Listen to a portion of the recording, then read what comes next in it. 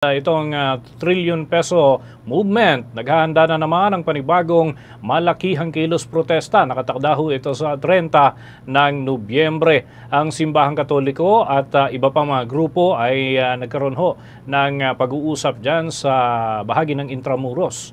May balita direktamente dyan si Bombo Genesis Ratso.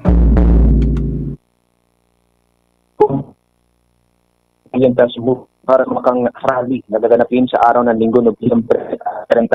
Ngayong araw ay nagpatawag na ng press conference ang naturang organisasyon upang ipaliwanag ang hangarin at yaong layunin ng isa sa gawang protesta.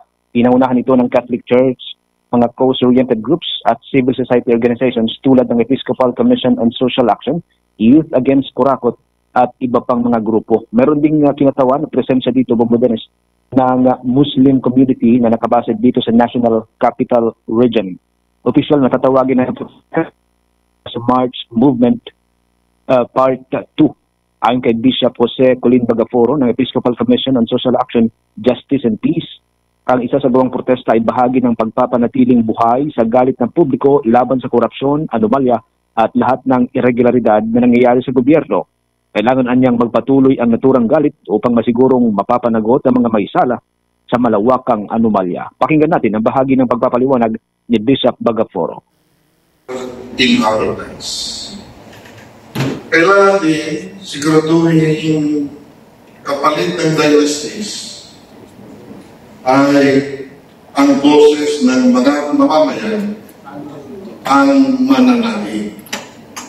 Dapat malawak ang pagbabantay at pakikilahok ng mga mamamayan sa pagpapasa ng budget.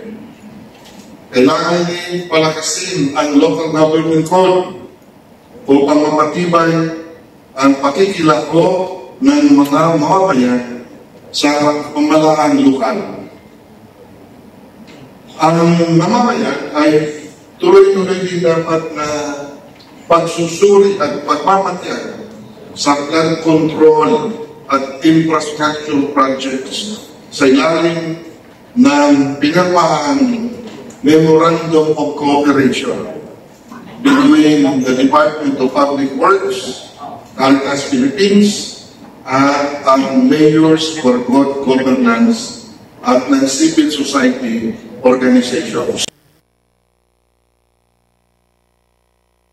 Bahagyan ng paliwanag ni Bishop Bagaforo. Samantala, kaugnay pa rin ng balitang yan ay hindi rin daw sapat na mayroong naihaing kaso laban sa mga individual na sangkot sa korupsyon para naman ito sa tagapagsalita ng trillion peso movement na si Miss Rafaela David.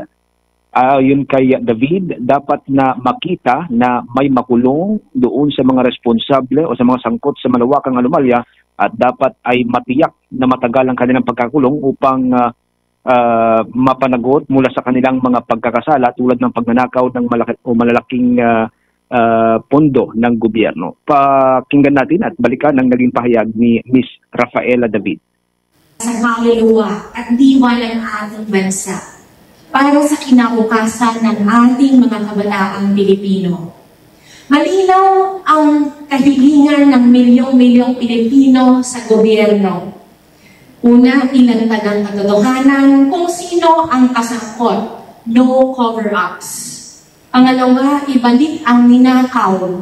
Pangatlo, ikulong ang may sala. Pero hindi na sapat ang marinig ang tatlong panawagan na ito. Ang kailangan ay malalim at pangmatagalang pagsugpo sa korupsyon. Ito ang ating agenda na nais nating talakayin sa kasalukuyan at talakayin ng kinauukulan. Bahagi naman yan ang paliwanag ni Miss Rafaela David. Kasabay nito ay hinikayat ng trillion peso movement ang publiko na makibahagi sa malawakang rally. Sa ngayon, marami ng mga diocese mula sa iba't ibang bahagi ng bansa ang nag-commit na sila ay makikibahagi dito sa protesta. Kabilang dito ang mga diocese sa Calabarzon katulad ng Cavite, Batangas at iba pang mga diocese dyan. Kasama rin ang mga diocese na nakabase sa may Visayas tulad ng Cebu, Iloilo at maging yung mga diocese dyan sa may bahagi ng Central Luzon, Northern Luzon at dito sa National Capital Region. Muli, balikan natin ang ilan pang mga pahayag at paliwanag ni Bishop Bagaforo. Dito po ngayon, umaga, ating press conference ay ang katotohanan at mag-uusapan natin.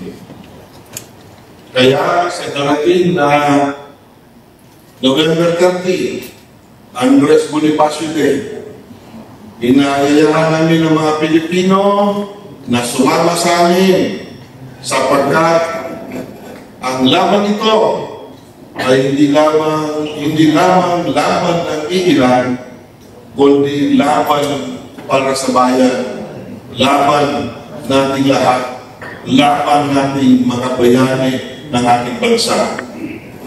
Hindi ito laban upang magwasak, kundi upang magpagaling. Bahagi pa rin ng paliwanag ni Bishop Bagaforo sa itinatawag na press conference ngayong araw, Bombo Dennis, Bombo Ever. Okay. Inaasahan na lalagpas ng hanggang sa 120,000 na katao yung dadalo sa isa sa gawang peaceful protest sa Nobyembre at 30. At sa ngayon ay tinitiyak ng Trillion Peso March Movement na meron ng nakahanay na permit para matiyak o masigurong legal ang kanilang isa sa gawang rally o protesta pagsapit ng araw ni Gat Andres Bonifacio o sa Nobyembre at 30 sa araw ng Linggo. Okay. Yan ating mga development kasabay. Yes, Bombo Dennis. Nais ko lamang maitanong, na-plansya na ba yung venue sapagkat initially may nagsasabi na may aktibidad sa Luneta and meron din itong sa People Power Monument dyan sa EDSA. So ang focus nitong Trillion Peso March movement ay EDSA ito, Bombo Jen? Yes, tama ka, Bombo Dennis. Ang pangunahing focus ay dyan sa may bahagi ng EDSA, mula dyan sa may EDSA Shrine, papuntang EDSA People Power Monument. So magsisimula ito alas 6 ng umaga, katulad ng nauna ng nailathala ng Trillion Peso Movement, yun yung assembly time, Bombo Dennis. So from 6 to 8, magkakaroon ng assembly, wala munang programa, hanggang sa magmamarcha sila, hanggang sa may kahabaan ng EDSA papunta dyan sa may EDSA People Power Monument. Yung nababanggit mo kanina na Luneta, ibang grupo ito at hindi na makikibahagi dito ang Trillion Peso movement, Bombo Dennis. Ang tanging focus lamang ay diyan sa may bahagi ng EDSA, Bombo Dennis. Sige. With that, maraming salamat, Bombo Den.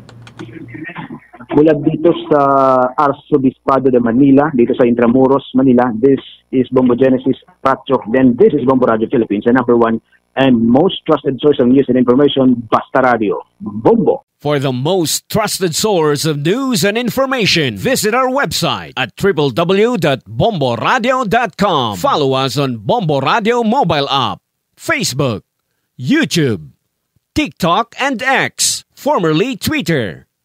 Like, share, and stay connected. Anytime, anywhere.